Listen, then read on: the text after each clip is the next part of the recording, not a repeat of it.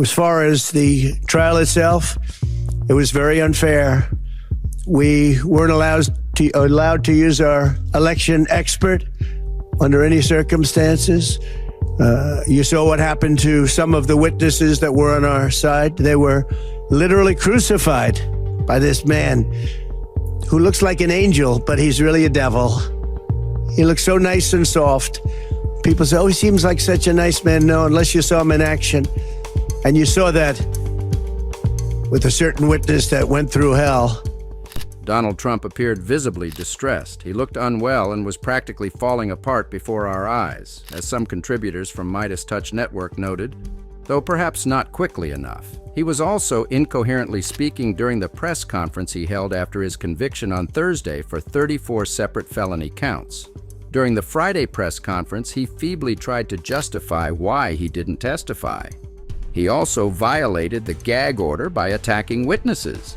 This will undoubtedly be utilized by the prosecution in their sentencing memo, requesting a significant prison sentence for Donald Trump. The sentencing is scheduled for July 11th. Let me highlight some other moments from the press conference Donald Trump gave recently. It was a complete and utter disaster. In the first clip, Donald Trump claims his witnesses were metaphorically crucified.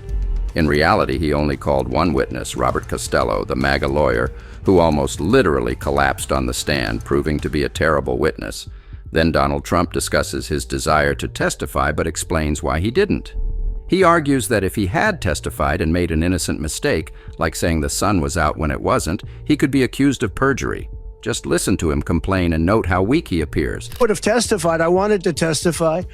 The theory is you never testify, because as soon as you testify, anybody, if it were George Washington, don't testify, because they'll get you on something that you said slightly wrong and then they sue you for perjury. But I didn't care about that. I wanted to. But the judge allowed them to go into everything that I was ever involved in, not this case, everything that I was ever involved in, which is a first. In other words, you could go into every single thing that I ever did. Was he a bad boy here? Was he a bad boy there? And my lawyer said, what do you need to go through? And all you wanted to do is testify simply on this case. Because I would have loved to have testified. To this day, I would have liked to have testified. But you would have said something out of whack, like it was a beautiful sunny day and it was actually raining out. And I very much appreciate the big crowd of people outside. That's incredible what's happening. Then Donald Trump denies any wrongdoing with Stormy Daniels, claiming the prosecution tried to use salacious allegations, which he insists never happened. Other people weren't able to testify, but with these people, they were able to use people salacious. By the way, and nothing ever happened. There was no anything. Nothing ever happened, and Then Donald Trump violates the gag order again by attacking Michael Cohen. It's likely the prosecution will bring this to the court's attention even before submitting the sentencing memo. Donald Trump's sentencing is on July 11th. Watch Donald Trump attack Michael Cohen here. Again, if I wrote down and paid a lawyer, and by the way, this was a highly qualified lawyer. Now, I'm not allowed to use his name because of the gag order. But you know, he's a sleazebag. Everybody knows that. Took me a while to find out. But he was effective. He did work. But he wasn't a fixer. He was a lawyer. You know, they like to use the word fixer. He wasn't a fixer. He was a lawyer. At the time, he was a fully accredited lawyer. Also, the scene where Donald Trump is speaking is quite odd. You might notice the podium is very small, and the microphone is disproportionately large, creating a strange visual. Then Donald Trump complains about Alan Weisselberg going to jail. Just to clarify, Alan Weisselberg, Trump's former CFO, pled guilty not once, but twice. First to tax fraud, and second to perjury. When someone pleads guilty and the judge accepts the plea, the judge asks several questions to ensure the plea is voluntary and not coerced. Weisselberg made the decision to plead guilty. They didn't want him to testify. That's why he went to jail. They put him in jail twice. He's 77 years old. Now, normally I'd say that's an old guy, but I don't feel 77. Nobody ever says that about me. I'd like them to say, gee, we have to have a little sorrow for this man, because they just don't say that about me. But maybe I'm better off that way. I think I'm probably better off that way. But they put him. Here, Trump then argues that NDAs are legal and not a big deal.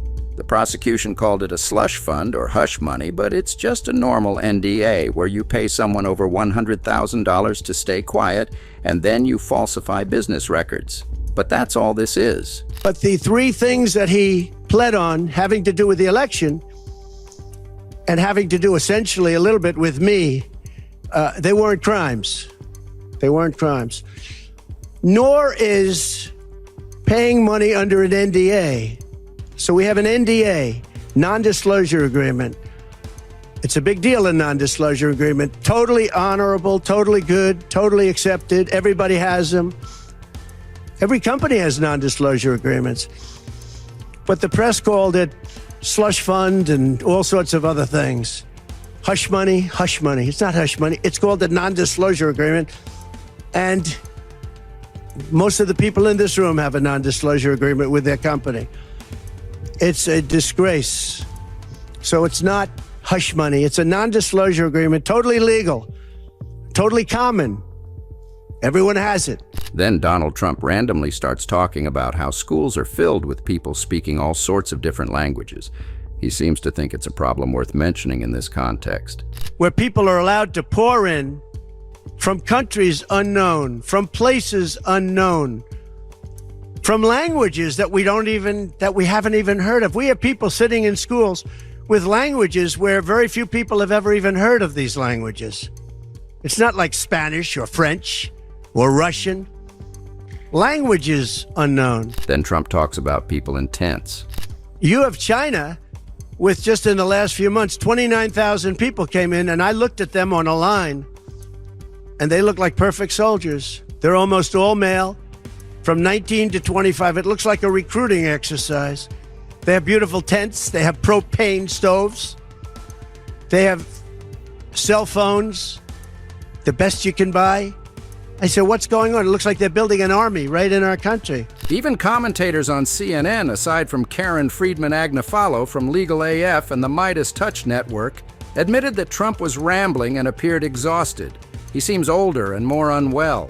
Donald Trump's speech was filled with these bizarre mega-isms. This isn't unique to this press conference. It's typical of his speeches at various events. When he was in the Bronx, for instance, he brought on stage Chef G and Sleepy Hollow, individuals charged in a 140-count indictment alleging they are leaders of the Crip gang and involved in a murder, multiple attempted murders, and terrorizing New York.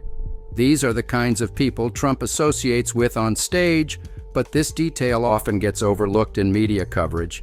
The focus tends to be on the size of his crowd, which is usually overstated. Anyway, here's CNN commenting on how weak Donald Trump looked. And listen, this was probably Trump's biggest audience, right, in many, many months. So many Americans know about this verdict, want to hear him give some kind of statement. And here he is rambling. He looks awfully tired. He's beleaguered. To follow his train of thought, you'd really have to be sort of knee-deep in MAGAism. You'd have to be knee-deep in the goings-on of this trial, which most Americans are not. So here he is.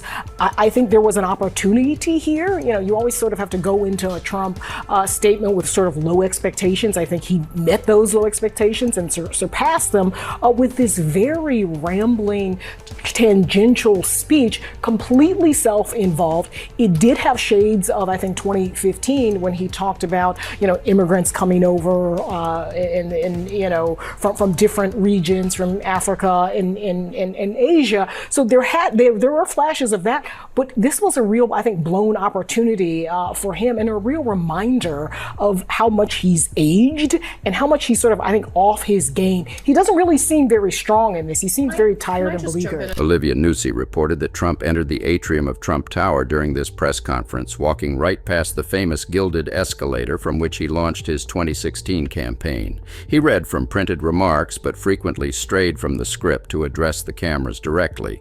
Notably, Melania was nowhere to be seen, unlike the iconic moment when they descended the escalator together. Let's take a look at the headlines across the country and the world right now. Jason Kint does a good job showcasing them. The New York Times, guilty. The Wall Street Journal, The Washington Post, USA Today all highlight the verdict.